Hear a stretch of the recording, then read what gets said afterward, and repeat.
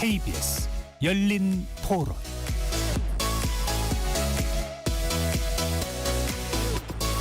안녕하십니까. KBS 열린 토론 배종찬입니다. 지난 2011년 원인을 알 수 없는 폐 손상으로 산모들이 잇따라 사망하는 사건이 발생했는데요. 정부는 가습기 살균제가 그 원인으로 추정된다고 발표했습니다. 이후 자신의 건강 문제가 살균제 때문이었다는 사실을 뒤늦게 알게 된 피해자들이 속출하며 우리 사회는 큰 충격에 빠졌었는데요. 그로부터 14년이 흘렀지만 여전히 피해를 인정받지 못하거나 제대로 된 보상을 받지 못한 채 고통 속에 긴 싸움을 이어가고 있습니다. 이를 해결하기 위해 최근 정부는 전국을 돌며 가습기 살균제 피해자와 유족들을 만나 간담회를 열고 해결 방안을 모색하고 있는데요. 오늘 KBS 열린 토론에서는 끝나지 않는 고통, 가습기 살균제 참사를 주제로 실질적인 해결책을 논의해 보겠습니다. KBS 열린 토론 지금부터 시작합니다. 치열한 토론 속에서 더 나은 세상을 찾아갑니다. 올바른 세상을 만드는 첫걸음. 평일 저녁 7시 20분 KBS 열린 토론. 오늘 열린 토론 함께해 주실 세 분 소개합니다. 백도명 서울대 보건대학원 명예교수 나오셨습니다. 예, 안녕하세요. 법무법인 수륜 아시아 송기호 변호사 함께합니다. 네, 안녕하세요. 최예용 환경보건시민센터 소장 나오셨습니다. 안녕하십니까. KBS 열린 토론 문자로 참여하실 분은 샵 9730으로 의견 남겨주실 수 있고요. 단문 50원, 장문은 100원의 정보 용료가 붙습니다. KBS 1라디오의 모든 프로그램은 유튜브에서도 함께할 수 있으니까요. 많이 들어와 주시고 좋아요, 구독 꾹 눌러주시고 좋아요도 많이 보내주시면 좋겠습니다. 본격적인 토론에 들어가기 전에 우리 시민분들은 지금껏 해결되지 않은 가습기 살균제 참사에 대해서 어떻게 보고 있는지 먼저 듣고 오겠습니다.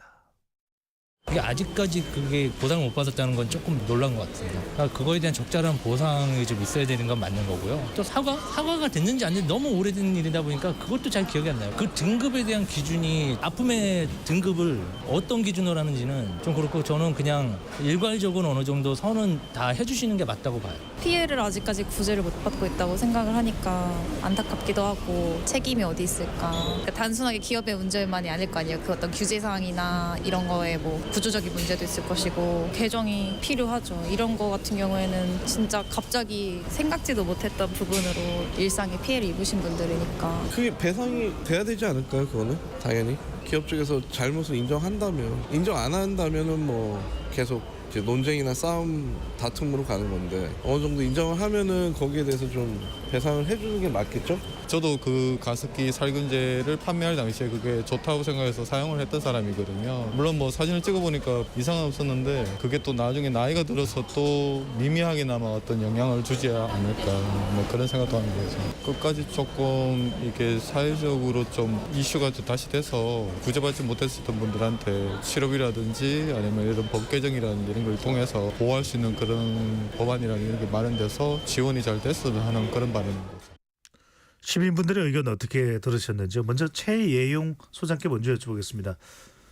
최 소장님, 가습기 살균 문제 우리 사회에 적극적으로 알리는데 소장님께서 역할을 하셨는데 피해자 규모가 현재까지 인정된 피해자 규모는 한 몇 명 정도입니까? 예, 지난주에 51명을 추가로 인정을 해서 네. 모두 5,861명이 인정이 됐습니다. 예, 신고자는 약 한 8,000명 정도 됩니다. 그러니까 아직도 10명 중에 3명은 인정을 못 받고 있는 그런 상황이죠. 네. 문제는 이 중에 신고자 중에 한 1,800명 정도가 사망자입니다. 어마어마한 숫자죠. 지금도 피해 신청을 하고 또 심사 과정은 이어지고 있습니까? 예, 계속 이어지고 있습니다. 네. 초기에는 뭐 그 신청 기한을 마감한다 이제 이래가지고 논란이 좀 됐었는데, 예, 지금은 열어놓고 계속 하고 있고요. 왜냐하면 많은 분들이 여전히 잘 알지 못하고 있고, 과거에 아주 예전에 뭐 예를 들면 결혼 초기에 아이들을 막 낳고 할 때 주로 많이 이 가습기와 살균제를 쓰는데 그때 살균제에 노출돼서 우리 아이가 또는 가족이 뭐 다쳐서 입원을 했다 할지 또는 심지어 사망했다 네. 할지 이런 과정이 과연 그때 썼던 살균제 때문인지 이 연계를 못 시키는 분들이 아직도 많아요. 근데 최소한 저 궁금해서 여쭤보는데 앞서 이제 예. 인터뷰에서도 그런 말씀을 해주신 시민분이 계셨는데 이 가습기 살균제가 유독한 물질로는 판명이 된 거죠. 나중에 판명이 됐죠. 나중에 판명이 됐죠. 예, 예. 그럼 그 가습기 살균제를 사다 쓴 모든 소비자들이 피해자 아닙니까? 사실 그렇습니다. 예. 어. 예, 이런 독극물 근데 농약이나 다름없는 거를 넣어서 안전도 확인하지 않은 채 판매해서 우리나라 국민 그 5명 중에 뭐 1명 약 한 1,000만 명 가까이가 노출이 네. 된 거거든요. 그래서 물론 이제 그 얼마나 그 가습기 살균제를 어떻게 사용했냐 또 개인의 건강 상태나 신체 상태에 따라서 다를 것 같은데 사용을 안 했더라도 그 쓰지를 말아야 될 가습기 살균제를 구입을 한 사람도 구입 자체만으로도 피해자는 생각이 들기도 하거든요. 자, 궁금한 건 최 소장님 그 시민단체들이 파악한 피해자와 사망자 규모는 어느 정도입니까? 물론 추정이긴 합니다만. 아, 네. 시민단체가 문제 제기를 했었고 그 2019년 20년에 사회적 참사 특조위 그러니까 정부기구입니다. 특별법에 의한 정부기구가 환경부와 함께 전국의 1,500가구를 일일이 방문 조사를 해가지고 그 추산을 한 결과 894만 명이 가습기 살균제 사용자입니다. 사용자가요. 예, 예.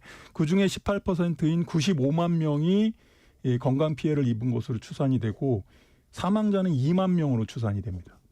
네. 어마어마하죠. 지금 일단은 그 정도에 따라서 확연히 관련성이 달라지는 겁니다. 자, 백도미 교수님. 예. 과거 정부가 진행한 조사에서 가습기 살균제가 폐 질환과 어떤 연관이 있는지 연구하셨죠. 그 내용이 어떤 내용입니까?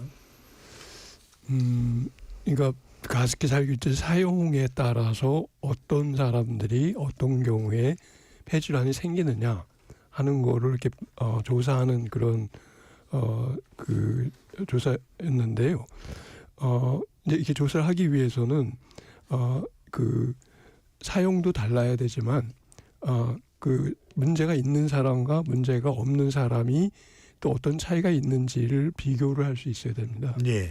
근데 그 적절하게 여러 가지가 비교하기가 어떤 쉽지는 않은 그 상황인데 저희들이 했던 거는 어느 한 가족 중에 한 분이 아프시면은 불편하시거나 하면은 꼭 그만큼은 아니지만 괜찮은 다른 분도 있기 때문에 이 조사를 신청한 분들의 모든 가족을 다 포함을 시켜서 그분들이 그 심하게 아프건 아니면은 가볍건 아니면 안 아프건 그 상황을 조사하고 그분들의 어떤 가습기 살균제 사용 기간 내지는 정도 등에 있어서의 차이가 어떤가를 분석하는 그런 조사였습니다. 네.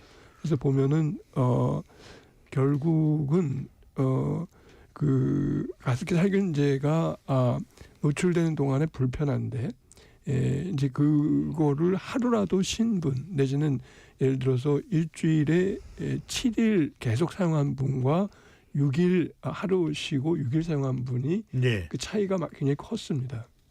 그리고 그 사용하더라도 그 회복할 수 있는 시간이 있는 분과 없는 분, 그러니까 낮에 바깥에 다른 곳에 나간다든가 아니면은 그 사용하는 중간에 있어서도 사용하는 시간이 다르다든가 하는 식의 것들이 굉장히 차이를 갖고 오는 거를 확인할 수가 있어서 저희가 그 당시 가장 문제가 됐던 소위 이제 폐섬유화 네. 내지는 가습기 살균제 폐손상이라고 이렇게 명명을 했었는데 그것이 가습기 살균제의 어떤 성분과 또 어떤 사용 특성과 연관이 되어 있는지를 볼 수 있고 그래서 국제하수국지에 보고를 했던 그런 조사였습니다. 네.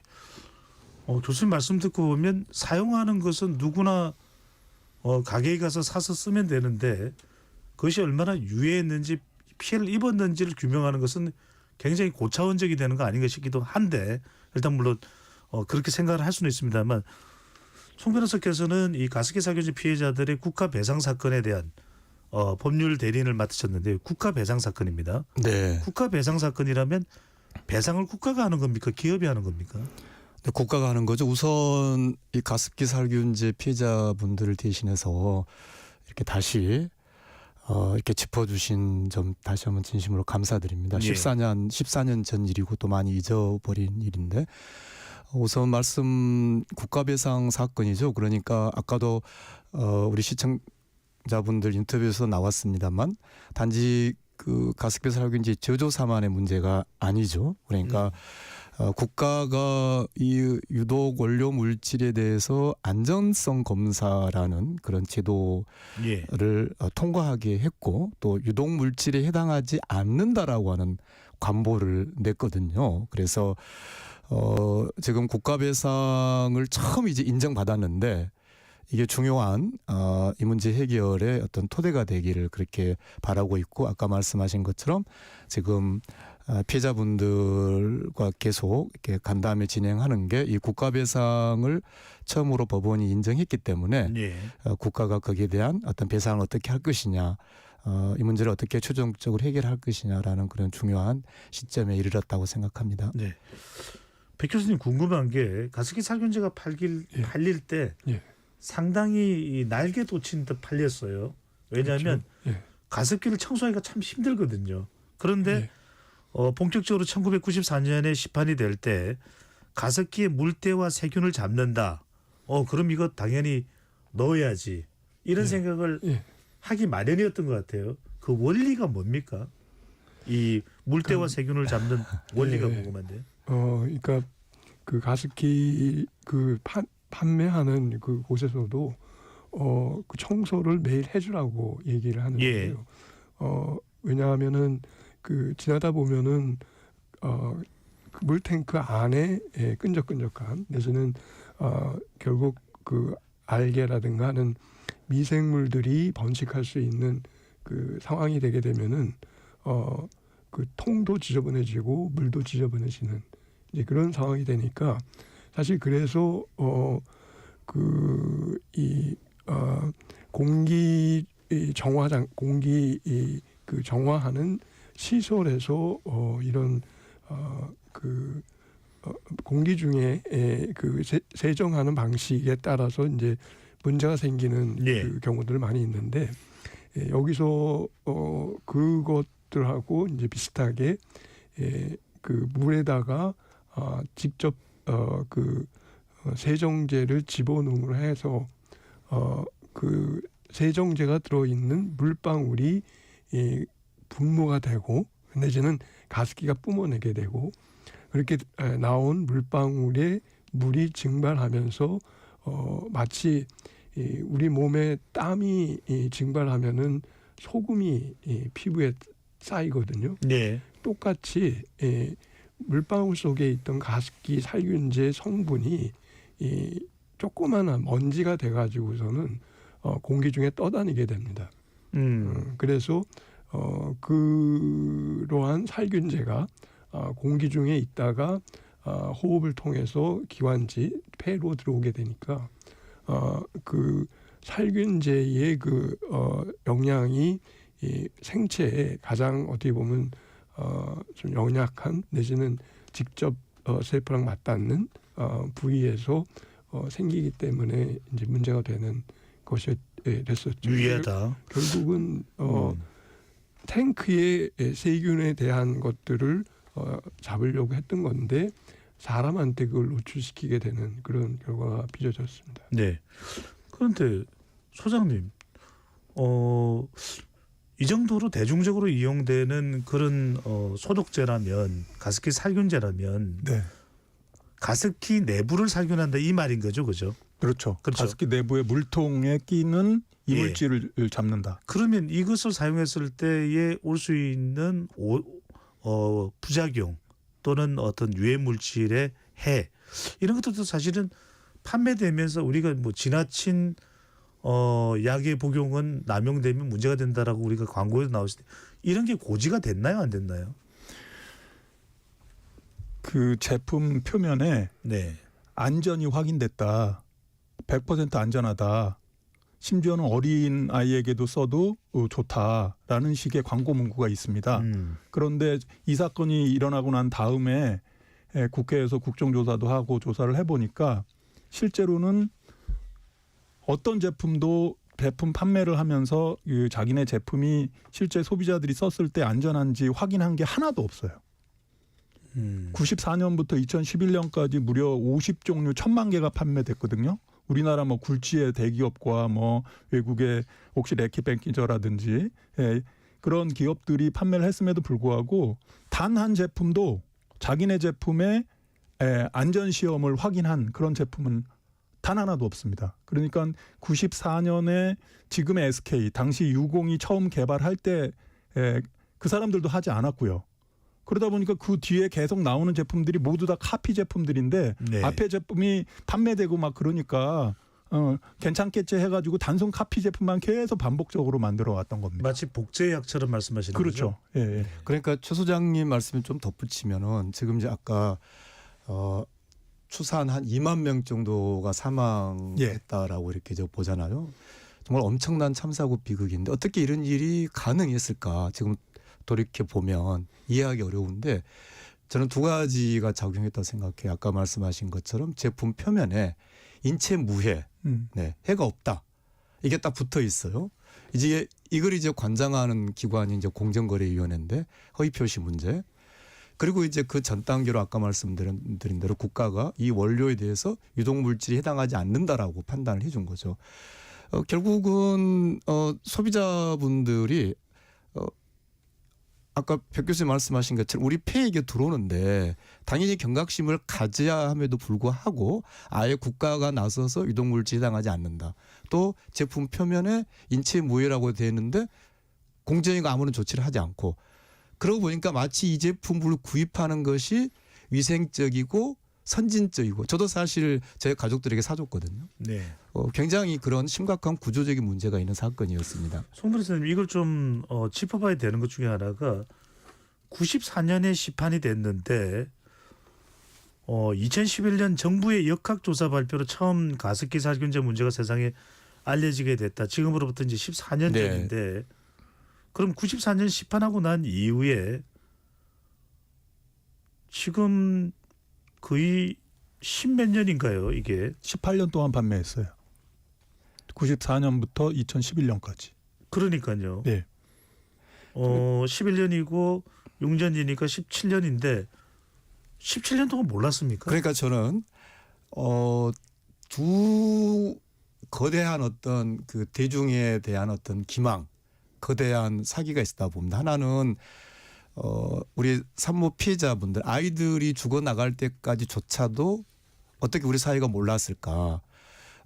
심지어 2004년 5년 이때 보면은 아주 우리 국내 언론에 다 이게 제품 광고가 돼요. 거기에 다 인체 무해하다라고 붙이고 그리고 이제 또 하나의 거대한 어떤 은폐 사기는 지금 이제 바로 이 점 때문에 아직까지 이 문제가 해결되지 않은 예. 중요한 원인인데 자 뒤늦게 우리가 이제 알았단 말이죠. 그 아이들 잃어가면서 그러면 그때 정말로 아까 백 교수님 말씀하신 것처럼 이 가습기 살균제로 인한 피해를 광범위하게 있는 그대로 조사를 했어야 됐습니다. 근데 막상 2011년에 피해가 드러나고 2016년에 검찰이 기소하는 그 과정에서는 특정 제품 또 특정 증상 이따 백 교수님께서 폐섬유화 말씀하시겠습니다만 그렇게 사건을 좁히고 왜곡하면서 광범위한 피해자들을 피해자가 아닌 것으로 하는 또 두 번째 차원의 어떤 거대한 저는 왜곡이 있었습니다. 그러니까 이따 좀 그 문제 좀 말씀드리고 싶은데요.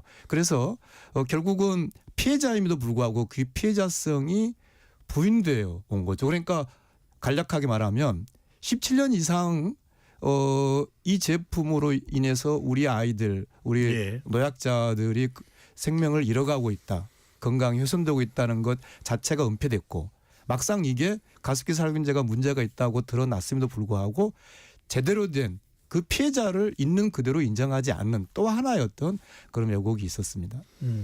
당시에 그 뭐 SK다, 애경이다 또는 뭐 옥시다 이런 걸 판매하는 회사 홈페이지나 회사로 피해자들이 계속해서 컴플레인이 들어왔어요. 이거 예. 써봤더니 이상하다, 목이 아프다.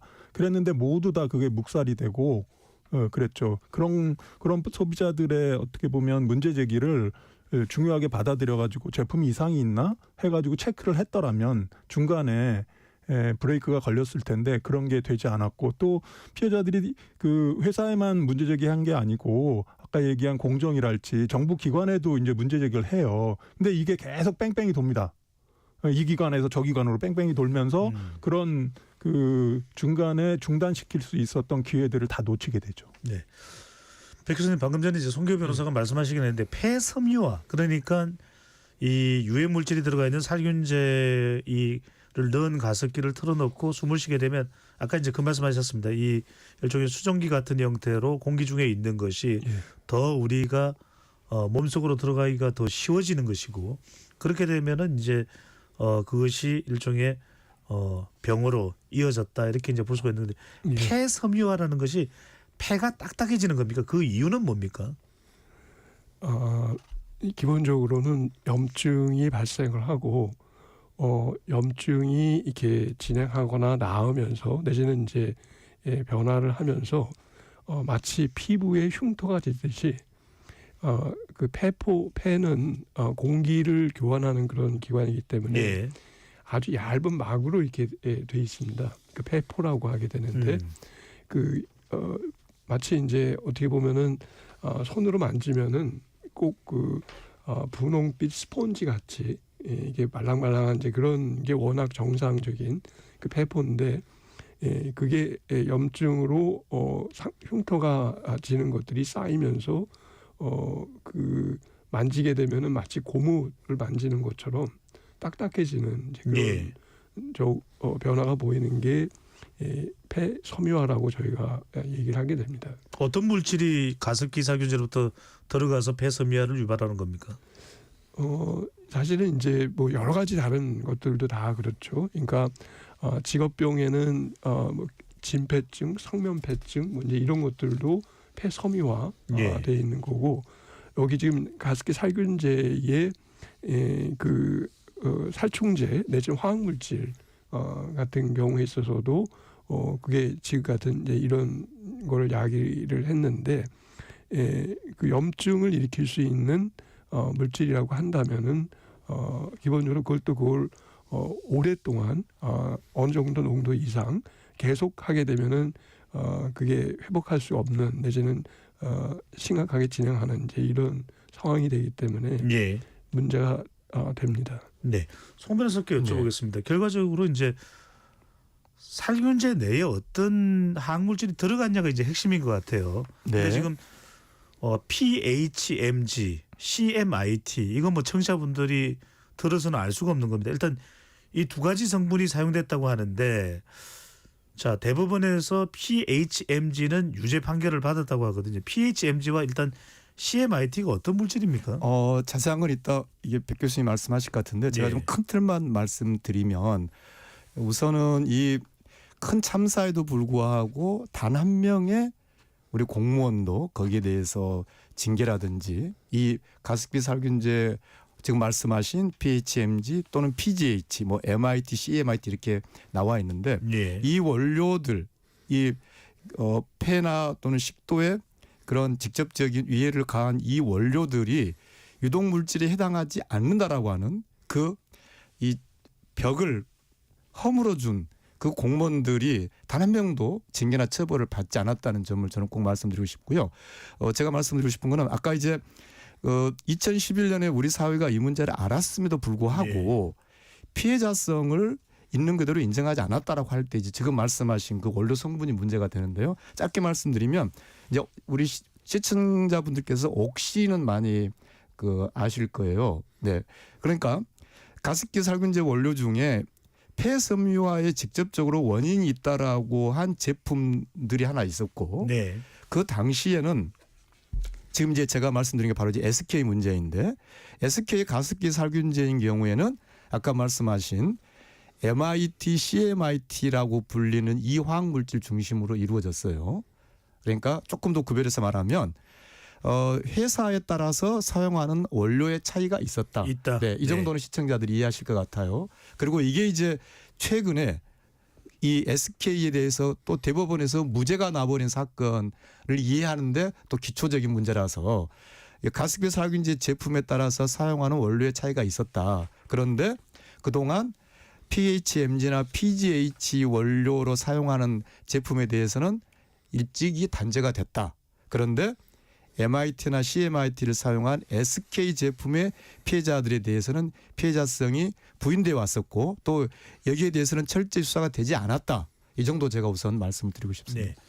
한 가지 잠깐만요. 백 교수님 백 교수님께 여쭤보고 제가 최영 선생님들 갈 텐데 백 교수님께 제가 왜냐하면 이게 이런 용어들이 청취자분들이 어려울 수 있거든요. 제가 단도직입적으로 여쭤봅니다. 교수님께 PHMG, CMIT 또는 MIT 예. 유해 물질입니까 아닙니까? 유해 물질이죠. 유해 물질이죠. 예. 네. 이게 여하튼간에 신체에 이 성분이 들어왔을 때에 우리 몸에 부작용 또는 그것이 우리의 면역력으로 극복이 가능합니까? 아니면 경우에 따라서는 위태로운 상황이 될 수도 있습니까? 아니 그러니까 이 물질들이 사용된 이유는 균을 죽일 수 있기 때문에 사용하는 거거든요. 예. 그러니까 그 지금 CMIT, MIT도 그렇고 PHMG도 그렇고 살균 작용을 합니다. 근데 살균이라고 하는 거는 균이 그냥 죽는 게 아니라 그 세포 균 세포죠.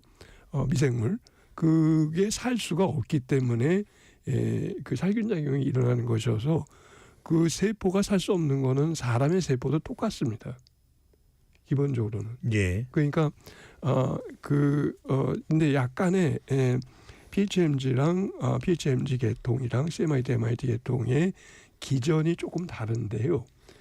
이게 문제가 됐던 이유 중에 하나는 아까 2011년 정부 조사 중에 이거를 성분이 좀 다른데 유해성을 확인하겠다. 그때까지 사실 정부도 몰랐다고 얘기를 해야 될 것 같습니다.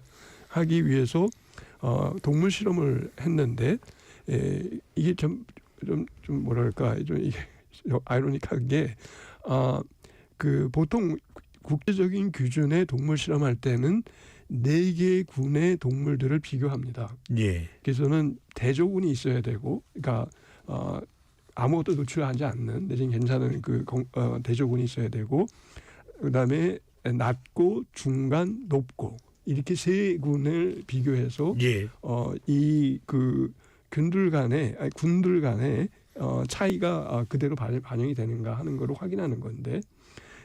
그 성분이 다른 저걸 하다 보니까 이걸 낮고 중간이고 높고 이렇게 하지 못하고 그 4개의 챔버밖에 없어가지고서는 서로 다른 가습기 살균제의 성분들을 거기다 했던 겁니다. 예. 근데 그 중에 PHMG, PGH 계통의 실험에서는 동물들한테 해가 확인이 됐었고 CMIT, MIT 계통의 그 실험에서는 동물들한테 그게 하나만 갖고 하다 보니까 그 당시에는 확인을 못했어요.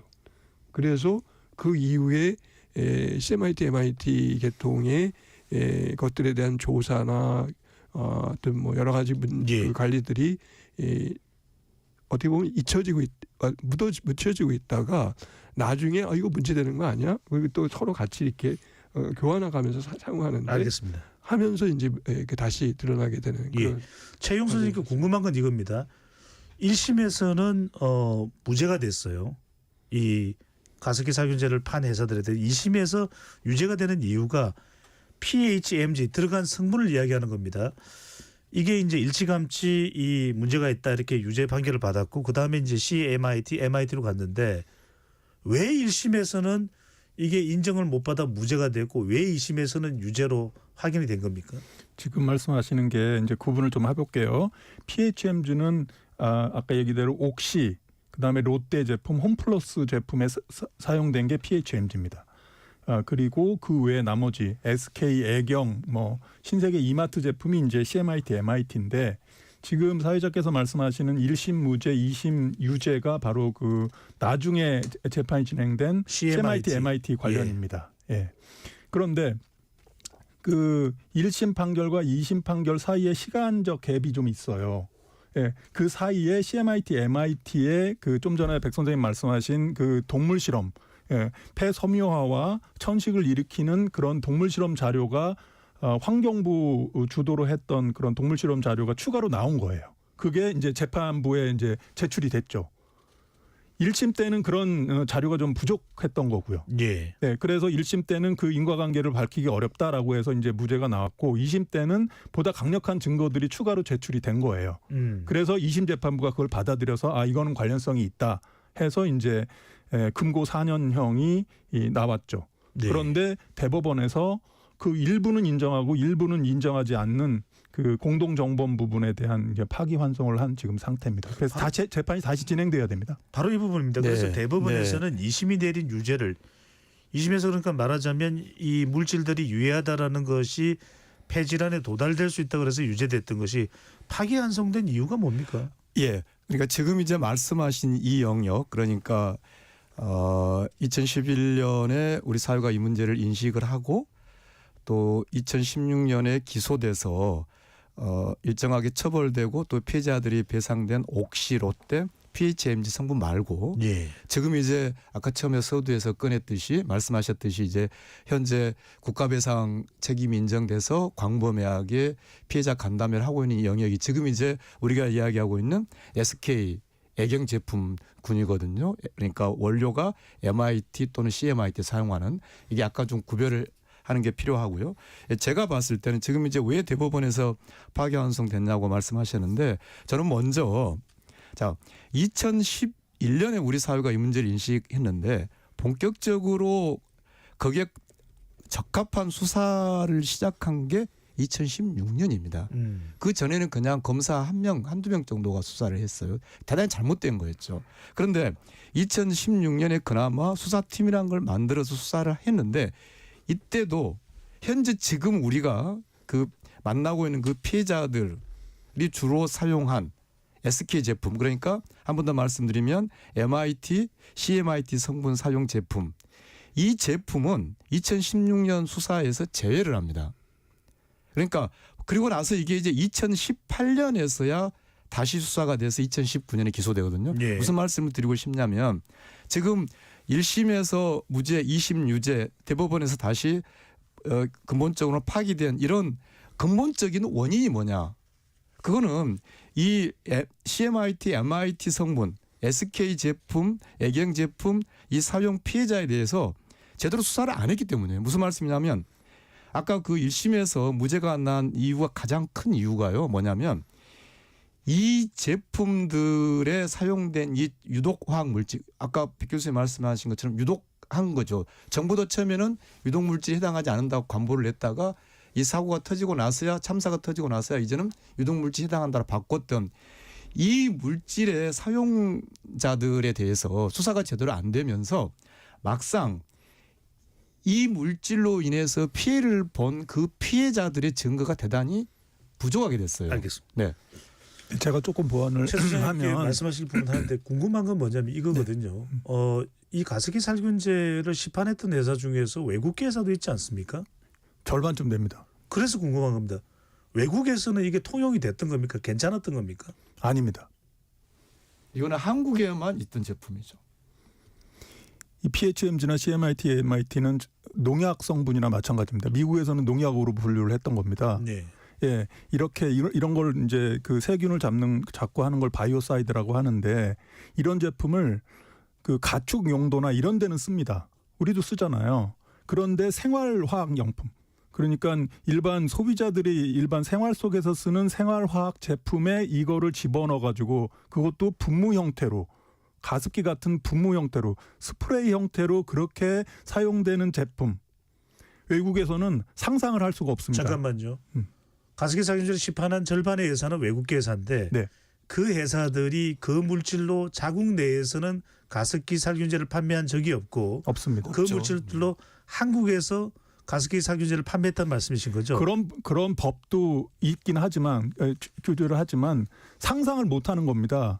사람들이 일상생활 속에서 스프레이 형태로 호흡기로 들어올 수 있는 그런 제품에 농약 성분을 타가지고 쓴다?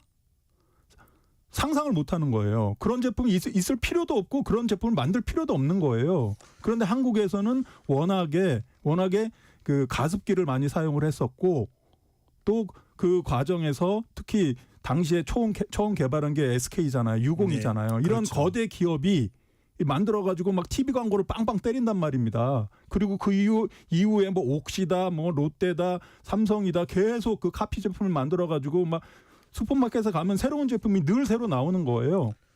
잠깐만요, 교수님. 이게 한국에서만 일어난 일입니다. 확인체 여쭙습니다. 왜냐하면은 최 소장님께서 그렇게 말씀하시니까 그러면 PHMG나 CMIT나 MIT의 유독성 여부에 대해서는 외국의 논문이나 기존의 어떤 논문을 통해서 확인할 수는 없습니까? 꼭 우리가 차후에 이 부분을 이 물질들이 유해한지 여부를 나중에 확인할 수 있는 겁니까? 아니면 적어도 어떤 논문을 통해서 그러니까 PHMG, PGH 성분의 그건 이제 중합체의 물질인데요. 그러니까 네. 폴리머인데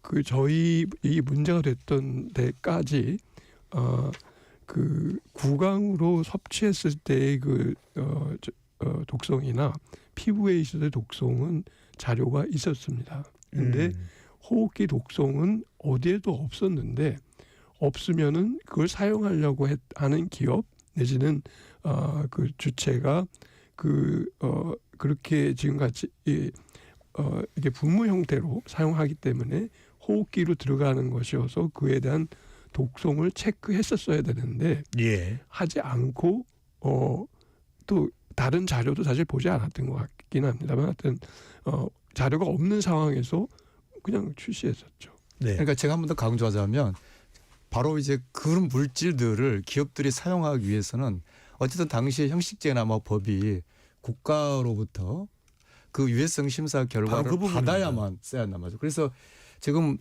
작년에서야 처음으로 국가 배상 책임 인정됐는데 뭐냐면 어떻게 그런 성분에 대해서 국가가 유독물질에 해당하지 않는다라고 판단을 해서 기업들에게 사용할 수 있도록 했느냐.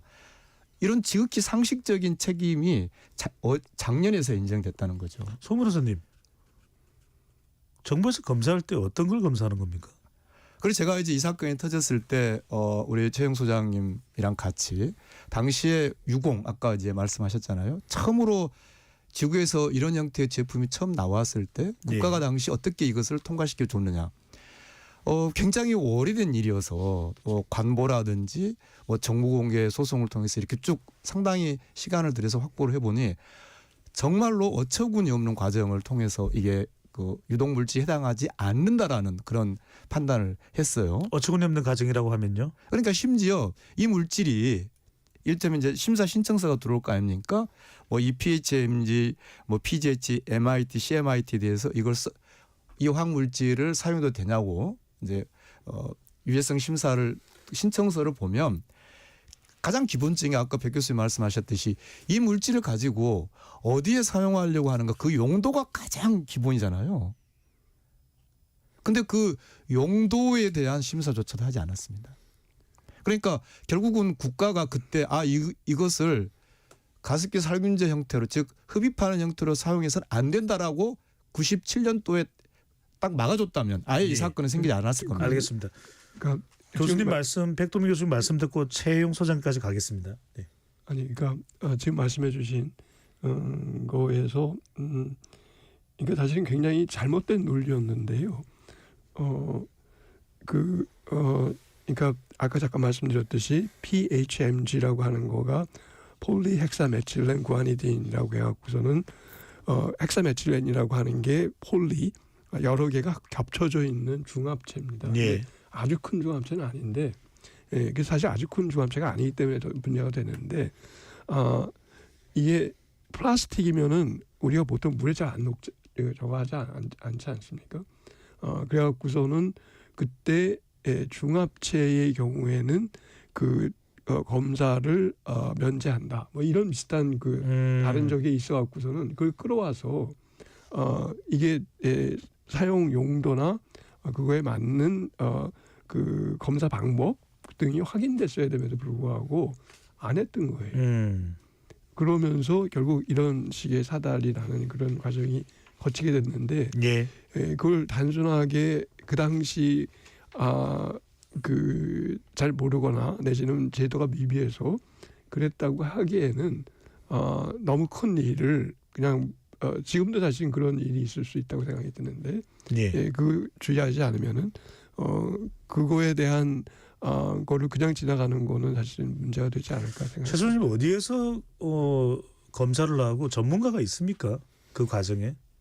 있긴 있습니다. 있긴 있는데 초창기에는 그것이 제대로 이제 작동이 되지 않았어요. 1994년인데 사실은 그때만 하더라도 호흡 독성 테스트도 국내에서 할 수도 있었고 그런 과정인데 가습기 살균제 참사의 가장 그 중요한 교훈 중에 하나는 아까 얘기 나온 피부나 피부 독성 이런 거에 큰 문제가 없는 물질이라 하더라도 그것이 호흡기로 들어가면은 굉장한 독성을 일으킬 수 있다는 사실을 우리가 이번에 그야말로 그냥 피해 교훈을 얻은 거예요. 수많은 소비자가 이제 사망하게 하는 어떤 그런 확인을 거치면서 1994년 이 제품이 처음 나올 때 당시에 책임 부서는 산업부였습니다. 산업부요. 기술 표준원. 이런 그런 곳이었습니다. 알겠습니다. 지금 가습기 살균제 사태에 대해서 사회적 참사다 이런 이야기도 나오고 있는데요. 자세한 내용은 2부에서 이어가겠습니다. 잠시 참여 안내 듣고 2부로 돌아오겠습니다.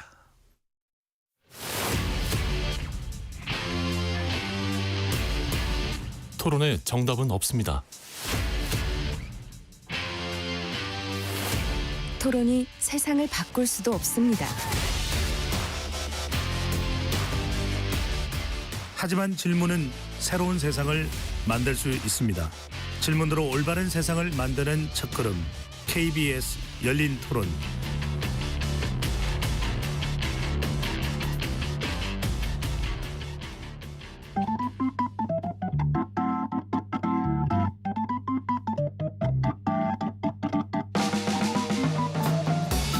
세상을 바꾸는 질문, 열린 토론이 시작합니다. KBS 열린 토론은 언제나 열려 있습니다. 단문 50원, 장문 100원의 유료 문자 샵 9730 그리고 KBS 어플리케이션 콩으로 여러분의 의견을 남겨주세요. KBS 열린 토론 2부 이어가겠습니다. 스튜디오에 최예용 한국보건시민센터 소장, 송기호 변호사, 백도명 서울대 보건대학원 명예교수 세 분과 함께하고 있습니다. 최 소장님, 근데 제 기억에는 이 가습기 살균제 사태가 처음 빚어질 때는 그 원인을 잘 몰랐던 것 같아요. 실험 앓고 결과적으로는 폐질환으로 이제 사망할 때도 그것이 가습기 살균제였냐. 그래서 병원에서도 상당히 난감한 상황이 있었을 것 같은데 처음에는 대체로 어떤 진단들이 나왔었나요? 가습기 살균제가 원인인지 몰랐을 시절에요. 그게 이제 2011년 초인데요. 2011년 4월에 원인 미상으로 그 산모들이 중증 폐질환으로 심지어는 사망하는 일들이 발생을 했어요.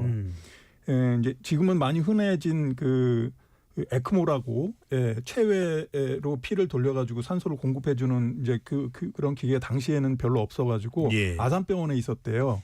그래서 일부 산모들이 이제 대학병원에서 그 상태가 안 좋아지고 사망할 것 같으니까 아산병원으로 이제 전원을 시킨 거예요. 아산병원에 비슷한 환자들이 몰리게 된 거죠. 근데 아산병원 하면은 굉장히 이제 크고 잘하는 그런 곳인데 웬만한 요즘 같아서는 거의 이제 사람들이 별로 그렇게 안 죽거든요. 웬만한 질환으로. 그런데 팍팍 죽어나가는 거예요. 원인도 잘 모르겠는 거예요.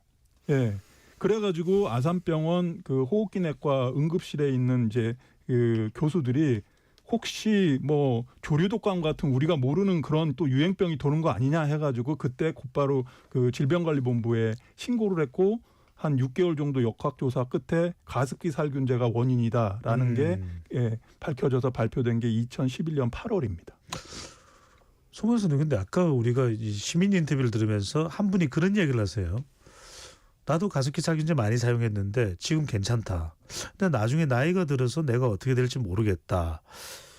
지금 나를 스스로를 자기 자신을 살균제 피해자로 신청을 하더라도 모두 인정을 받는 건 아닐 겁니다. 기준이 뭡니까?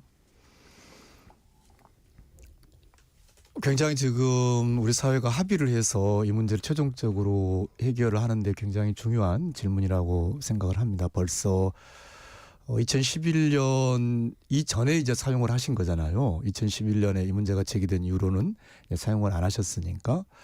그래서 심지어 그때 사용했느냐 사용하지 않았느냐 뭐 증거가 뭐가 있느냐라든지 네. 여러 가지가 있는데 저는 이게 국가가 국민의 생명과 건강을 보호해야 될 기본적인 의무를 위반한 그 결과로 일어난 참사다 이런 관점에서 적어도 당시에 가습기 살균제를 사용했다는 점에 대한 어떤 최소한의 소명만 이루어진다면 저는 국가가 일정 기준의 어떤 표준화된 그런 배상을 해야 된다라고 생각을 합니다. 제가 꼭 덧붙이고 싶은 게 저는 아까 그분 시청자분께서도 이 가습기 살균제를 선택할 때 이게 인체에 해가 없다라는 그런 표시 광고를 신뢰했을 거라고 생각하거든요. 근데 이거는 단지 거기에 그 문구를 쓴 제조사만의 문제가 아닙니다. 왜냐하면 2016년에 사실 그게 이제 공정위의 책임이거든요. 공정위가 최소한 이 제품이 안전성이 입증되지 않았다라는 경고 문구 정도는 달게 했어야 되는데 오히려 인체 무해 표시가 있음에도 불구하고 거기에 대해서 법적 조사를 전혀 하지 않았어요. 어떤 일이 있었냐면요. 아까 제가 이제 2단계에 걸쳐서 어떤 거대한 그런 기망이 있었다고 말씀드렸는데 2016년에 이 아까 우리가 잠깐 이야기한 SK 제품들 MIT, CMIT 성분 제품들에 대해서 그것을 기소, 수사 대상에서 제외했던 그 2016년에 공정거래위원회가 이 당시 피해자분들이 인체 무해라고 표시된 것에 대해서 공정위가 조사해달라라고 요구를 했는데 예. 2016년에 공정위가 조사 종결, 심의 종결 처분을 합니다. 심지어 무슨 말이냐면 공정위가 그 기업에게 인체 무해 표시 근거가 뭐냐라고 조사할 권한이 있음에도 불구하고 조사 않겠다고 했어요. 왜 그랬을까요? 그래서 결국은 그 문제를 가지고 제가 피해자랑 같이 헌법재판소를 찾아서 헌법소원을 해서 이게 2022년에서야 공정위의 조사 종결 처분이 위헌이다, 잘못이다라고 판단이 돼서 그 인체 무해 잘못된 그 표시를 한 사람들이 기소된 게 작년이에요. 겨우.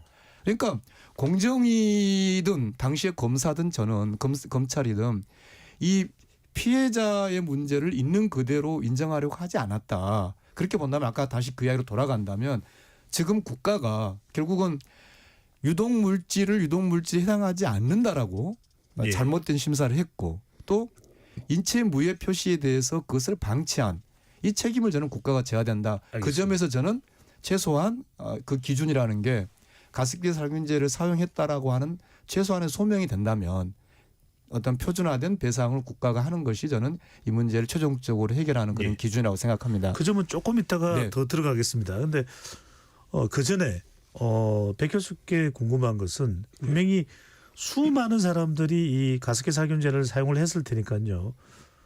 가습기 살균제 피해라고 할 수 있는 질병이 따로 있습니까? 그리고 이걸 어떻게 밝힐 수가 있는 겁니까? 뭔가 병원에 가서 진단받아서 어떤 증세가 나오면 가습기 살균제 피해 의심이 됩니다. 이렇게 신청을 할 수 있는 겁니까?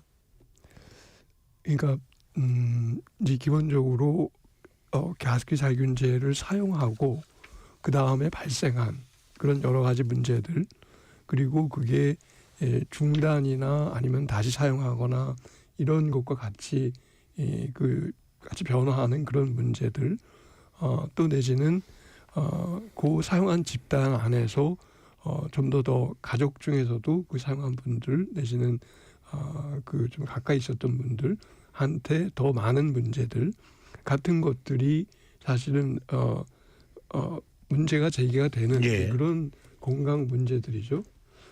근데 이제 그게 기본적으로 아까 어떤 거를 그러면은 인정하고 내지는 그 관리하느냐. 이제 여기서 지금까지는 주로 이게 가습기에서 분무돼서 호흡기로 이렇게 들이마시는 이제 그런 경로기 때문에 그 예. 경로상에 있는 코, 그러니까 비강, 후두, 기관지, 폐과 같은 그런 기관들에서의 보이는 문제들을 중심으로 이렇게 뭐 피해자 인정, 뭐 내지는 관리를 해주는 식으로 됐습니다. 근데 그 중에도 일부 아직도 잘 뭐라 그럴까요? 조사가 안 되거나 내지는 이 환자들한테서도 산업 문제가 그 인식이 별로 없는 것들 중에 하나는 예. 시간이 걸려서 나중에 발생하는 질환, 예를 들면은 폐암 같은 건데요. 그 요즘에 하여튼 흡연을 안 하면서 폐암이 발생하는 분들이 늘고 있는데 예전에 가습기 살균제를 썼다면은 사실 다시 한번 생각을 해볼 수도 있는 그런 적인데 그런 분들에 대한 것들이 잘 알려져 있지 않거나 생각이 없는 이제 그런 그러니까 예전에 나 썼어요. 근데 뭐 그냥 잘 지내요. 네. 이렇게 되는 경우들이 될 것 같아요. 알겠습니다. 근데 하여튼 그런 것들 이외에 아까 말씀드렸던 제기되는 문제들이 여러 가지들이 있는데 예를 들면 유산을 했다든가 예. 다른 어떤 기저 질환들이 더 악화됐다든가 하는 식의 그런 것들이 있는데 그런 것들에 대한 것들은 지금은 조사가 잘 안 되는 것 같습니다. 알겠습니다. 최 소장님은 이 피해자들을 많이 간담회를 했지 않습니까, 그죠? 예. 그러면은 이분들은 주로 어떤 이야기를 합니까? 뭐 인정 받으신 분도 있고 배상에 인정받은 분도 있고 안 받은 분도 있는데 지금 여하튼 이 가습기 살균제를 사용해서 피해를 입었다고 생각하는 사람들을 만났었을 때 이분들이 가장 많이 하는 이야기는 어떤 이야기입니까? 일단 크게 보면 두 가지인데 그 사망한 유족의 경우에는 왜 배보상을 하지 않느냐. 배보상이 뭔가요? 배상과 보상. 배상과 보상. 네, 그러니까 정신적, 경제적 위자료를 포함한 금전적인 배보상을 왜 하지 않느냐. 니들이 잘못된 게 명명백백하게 밝혀지지 않았느냐. 이제 이 얘기 하나 하는 거고 다른 하나는 왜 내가 인정을 받았는데 그 피해 등급이 낮느냐. 너무 낮다. 피해 등급이 7가지나 있습니다. 예. 그중에 절반 이상의 사람들이 아주 낮은 등급을 받고 있어요. 이런 상태로 그 배보상 조정이라든지 이런 게 시도가 되면 나는 억울하다. 나는 제대로 배보상을 못 받게 되는 거다. 그러니 내가 받은 판정에 나는 이해할 수 없다. 이제 이런 문제 제기를 하고 있습니다. 그래서 지금 환경부가 하고 있는 그런 조정을 위한 그런 간담회를 하고 있는데 그거는 이제 조정을 하기 위한 간담회이기 때문에 금방 말씀드린 피해자들의 일종의 컴플레인 그러니까 왜 우리 가족 중에 일부는 불인정됐느냐 그리고 예. 인정됐더라도 너무 판정 등급이 낮다라고 하는 부분에 대해서 자세히 왜 그런 판정이 나왔는지 설명해주는 설명회가 별도로 필요하다고 봅니다. 그 불만이 굉장하거든요. 예. 예. 그렇게 해서 지금 이왕 환경부가 그 해결을 하겠다고 적극적으로 나오고 있는 마당이기 때문에 예. 조정 시도는 반드시 필요하지만 동시에 피해자들이 갖고 있는 의문 또는 불만인 그 불인정 이유 또는 인정이 됐더라도 판정 등급이 낮은 이유에 대해서 자세히 설명해주는 그런 설명회가 필요하다고 봅니다. 네.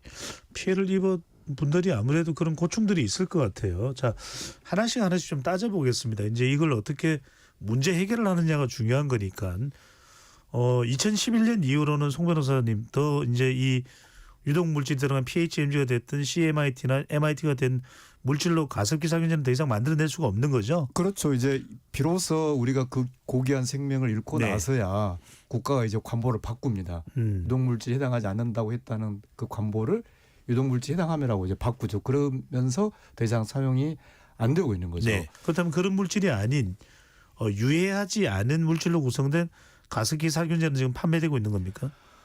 글쎄요. 저는 이제 그 아까 최영수 소장도 말씀하셨습니다만 이런 형태의 상품, 이런 형태의 상품을 만들어서 영리 추구했던 그 방식 자체가 저는 근본적으로 잘못됐다고 생각하고요. 이제는 더 이상 그런 제품은 네, 없을 걸로 지금은 생각을 합니다. 판매하지 못합니다. 그러니까 네, 완전히 안전이 확인이 돼야 예, 이걸 넣어가지고 뿜어서 호흡 독성을 일으키는지 여부를 안전이 확인이 돼야 접수를 받는데 그렇게 할 수가 없는 것이죠. 유해하지 않다라고 하는 거는 네. 동시에 그 약품 내지는 그 상품은 쓸모가 없다라는 얘기니까. 아하. 예. 사실은 뭐 그러니까 그런 방식으로는 아예 제품을 만들지 마. 판매를 할 수도 없겠네요. 처음부터 나와서는 안 될 제품이었던 네. 거죠. 하나씩 따져보겠습니다. 1994년에 시판이 돼서 11년까지. 11년까지는 판매가 된 거니까 어느 회사가 제일 많이 판매를 했습니까? 옥시입니다.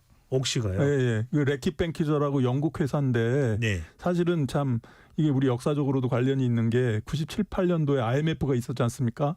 그런데 그 동양화학에 있었던 옥시 사업부를 레킷 뱅키저라고 하는 영국 회사가 그것만 딱 삽니다. 예. 그런데 기존에 가장 잘 팔리던 제품들, 옥시 싹싹 제품들을 그대로 팔아요. 예. 그렇게 해가지고 전체 시장의 절반 이상을 옥시가 차지를 했었고요. 가습기 살균제를 말씀하시나요? 그렇죠. 네. 예, 예. 그 다음에 많은 게 이제 애경 제품입니다. 예. 그리고 세 번째로 많은 게 LG 제품입니다. 100만 개가 넘었습니다. LG요? 예, LG. 네. 예. LG는 이제 2000년도 초반에 초창기에 팔다가 몇 년 팔다가 중단을 했지만 워낙에 큰 회사다 보니까 100만 개 넘게 판매를 했었죠. 예. 그래서 판매량으로 보면 옥시가 절반이 넘고 그다음에 애경이 한 150만 개, LG가 한 100만 개.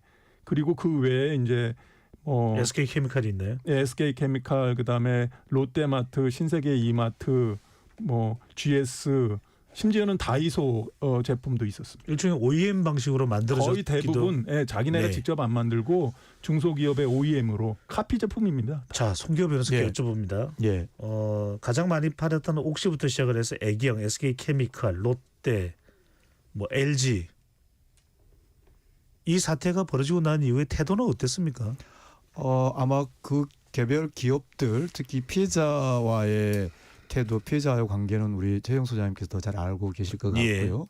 예, 저는 이제 제가 배상과 관련해서요. 예, 저는 이제 주로 집중했던 게 이제 왜 우리가 이런 참사를 국가가 막지 못했느냐. 그래서 저는 이제 주로 이제 국가가 이 유독 물질을 허용했던 거 그리고 유해 표시 인체 해가 없다라고 하는 그런 잘못된 허위 표시를 방치했던 거 이 두 가지를 이제 법적으로 해결하는 데 집중을 했었거든요. 네. 그래서 조금 이런 말씀 드릴 수 있다면 정부의 태도를 설명을 해 주시죠. 예, 그러니까요. 네. 그래서 저는 이제 아까도 제가 처음에 시작할 때 말씀드렸습니다만 이 문제에 대해서 당시 책임이 있었던 자 중에 그 누구도 제대로 사과하지 않았습니다.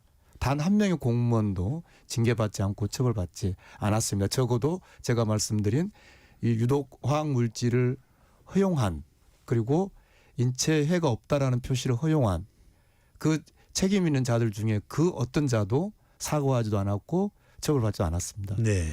그리고 처음으로 이제 작년에서야 국가가 잘못했다라고 법원에서 인정을 처음 작년에 했는데 그 이후에 제대로 국가가 피해자들에게 진솔한 사과하지 않았습니다. 그래서 저는 이 문제를 해결하는 물론 일정한 표준 그리고 합리적인 기준에 의해서 배상하고 보상하는 것도 필요하지만 네. 그거 못지않게 국가가 정말로 국민에게 국가가 잘못했고 무엇을 잘못했고 다시는 그런 일이 일어나지 않기 위해서는 어떻게 할지를 진솔하게 사고하는 것이 저는 피해자 구제에서 반드시 있어야 한다고 생각합니다. 네. 거기서의 국가는 환경부, 그다음에 산업부, 검찰도 포함해서요. 검찰을 포함해서 한 10여 개 국가기관이 관련이 있습니다. 이 기관들이 모두 다 청문회 같은 데 나와서 우리 기관이 사실은 그때 그런 역할이었는데 이 부분이 잘못됐다. 그 부분에 대해서 사과하고 앞으로 그런 일이 발생하지 않도록 이러이러한 예방 조치를 취하겠다.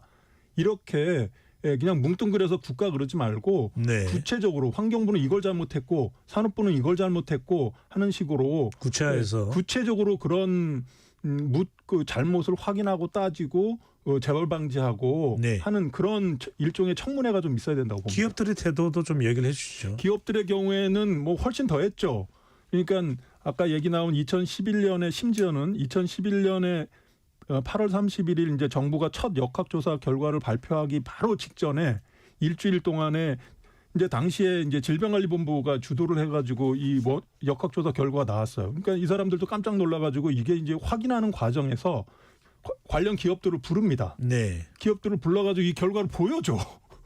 예, 사실은 범인한테 저를 보여주는 거나 똑같은 그런 상황이에요. 그랬더니 기업들이 적반하장격으로 왜 우리 회사 이름을 넣느냐, 왜 제품 이름을 넣느냐, 만약에 그거 넣으면 소송하겠다 막 이렇게 을러요. 그러니까 8월 30일 기자회견할 때 제품명이나 회사 이름을 전부 다 뺍니다. 네. 그렇게 해가지고 한 달 이상을 결국은 제품명을 공개하지 않음으로써 추가적인 피해자가 나오게 했고요. 그 뒤로 한 5, 6년 동안에 검찰 수사가 진행되지 않았는데 2016년에 가서야 검찰 수사가 되니까 그래서 이제 막 이제 소환하고 이러니까 옥시가 그때서야 처음으로 공개적인 사과를 하고 뒤따라서 홈플러스 롯데가 이제 사과하는 그야말로 이제 그렇게 됐고 그때만 하더라도 또 SK나 애경, 이마트는 또 사과도 안 해요. 그리고 한 4년 있다가 사회적 참사 특조위가 조직한 청문회 때 겨우 와서 그것도 옆구리 찔르니까 그때서야 뭐 사과하는 모양을 보이고 있습니다. 그러니까 지금까지 그 기업들이 보여준 태도는 그야말로 적반하장입니다. 기업들도 실제로 배상이 진행된 부분 또 규모는 있습니까? 일부 있습니다. 아까 말씀드린 그 2016년에 이제 검찰 수사가 막 시작되자 옥시, 롯데, 홈플러스 그러니까 PHMG 제품들 회사들이 사과를 하면서 정부가 인정한 그때 당시에 폐손상 1, 2단계 피해자들에 대해서는 우리가 배상을 하겠다라고 했는데 지금까지 인정한 숫자는 불과 508명에 불과합니다. 네. 지금까지 구제법으로 5,000명 넘게 인정을 됐으니까 10분의 1도 제대로 배보상을 안 한 거죠. 알겠습니다. 오늘은 주로 이제 우리가 가습기 살균제 피해 관련돼서 토론을 하고 있으니까요. 혹시 이 사실과 다르다고 판단되는 기업의 입장 또 정부의 또 판단이 있다면 전달하면 KBS 열린 토론에서는 반영을 하도록 하겠습니다. 교수님이 보시기에 지금 기업, 정부의 역할을 어떻게 보시는지요? 그래서 이제 점점 이제 우리 사회가 어떤 소비자 권리 또 내지는 그 피해자들도 피해자 나름대로의 어떤 문제 제기 이런 것들이 강화되는 내지는 높아지는 이제 이런 사회가 됐는데 사실 가장 중요한 거는 그것과 함께이긴 하지만 또 그 이전에 기업과 정부가 본인들이 이 광고를 한 거든 아니면 하겠다라고 한 거든 한 것에 대한 스스로의 점검, 스스로의 어떤 그 판단들을 하고 그걸 근거를 갖고 제시하면서 그 기업 활동 내지는 규제 활동 등이 같이 이루어져야 될 거라고 생각을 합니다. 알겠습니다. KBS 열린 토론 가습기 살균제 피해 아직 끝나지 않은 이 사태에 대해서 짚어보고 있는데요. 남은 시간이 많지 않습니다. 그래서 세 분께 한 1분여 정도 그렇다면 지금 시점에서 이 문제 해결을 위해서 정부든 기업이든 아니면 피해자 단체가 됐든 가장 역점을 둬야 될 부분은 어떤 부분인지 말씀을 듣고 마무리하겠습니다. 먼저 최용 소장님부터요. 네, 두 가지 말씀드리고 싶습니다. 아직도 피해 신고가 덜 됐습니다. 예. 혹시라도 지금이라도 과거에 가습기 살균제를 사용한 기억이 있다면 지금이라도 신고해야 합니다. 이게 발암물질입니다. 예, 오랫동안 잠복기를 거쳐서 폐암 같은 그런 치명적인 암을 일으킬 수 있기 때문에 꼭 신고를 해주셨으면 좋겠고요. 또 하나는 이 참사의 교훈은 사실은 우리가 생활화학 제품이 이런 끔찍한 일을 일으킬 수 있다는 건데 지금도 우리 주변에 가습기와 같은 그런 분무형, 스프레이형 그런 생활화학 제품이 엄청나게 많은데 이게 호흡 독성을 일으키는지 여부를 확인하지 않고 여전히 판매합니다. 그래서 이제라도 생활화학 제품 중에 이 스프레이형, 분무형 제품의 경우에는 호흡 독성 안전 테스트를 반드시 사전에 의무화시키는 그런 법적 제도가 필요하다고 봅니다. 중요한 말씀을 해주셨고요. 교수님께서 보실 때는 이 가습기 살균제 문제 아직 끝나지 않았습니다. 해결을 위해서 앞으로 좀 역점을 둬야 될 부분이 있다면요. 그동안의 어떤 판정위원회 내지는 특별법도 만들고 예. 먼저 이렇게 저걸 했는데 아무것도 없었기 때문에 뭐 그거라도 있는 것이 어떻게 보면은 좀 한 발짝 간 거긴 하지만 그 기본적으로는 지금까지 했던 것들을 그냥 하나하나 하는 게 아니라 전체 묶어서 제대로 된 사회로 만드는 그런 그 제도와 규범과 그다음에 같이 갈 수 있는 방식으로 끊임없이 이렇게 나갈 수 있는 첫 발자국이 됐으면 좋겠다는 생각입니다. 네, 철저하게 좀 원칙을 제대로 잘 세우고 그것이 국민들의 건강을 좀 책임질 수 있도록 예. 운영됐으면 좋겠다라는 말씀으로 이해가 되고요. 마지막으로 송 변호사님 한 1분 정도 시간이 됩니다. 예, 아까도 말씀드렸습니다만 이 가습기 살균제 피해자 잊지 않고 이렇게 방송해 주셔서 다시 한번 진심으로 감사드립니다. 제가 지금 가지고 있는 게 작년에 나온 법원 판결인데요.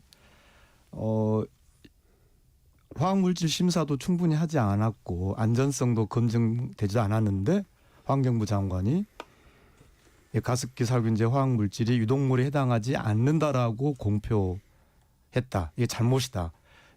이 법원 판결이 나왔음에도 네. 환경부 장관은 사과하지 않고 있습니다. 아까 최영 소장이 잘 말씀하셨습니다. 검찰 또 특히 검찰 특히 공정위 그러니까 2016년에 이 억울한 피해자분들이 인체 무해 표시에 대해서 조사해달라고 했는데 그조차도 조사 심사 종결을 했다가 2022년에 헌법 위반 판결을 받은 공정위. 네.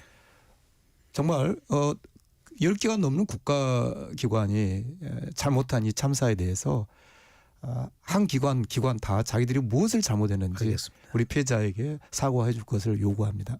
네, 잘 새길 부분이고요. 재난정보 전달드립니다. 최근 고온 건조한 날씨와 강풍으로 작은 불씨가 큰 산불로 이어지고 있습니다. 성묘객들은 화기 취급과 쓰레기 소각을 하지 마시고 입산을 자제해 주시기 바랍니다. 과실로 인해 산불이 발생하면 3년 이하의 징역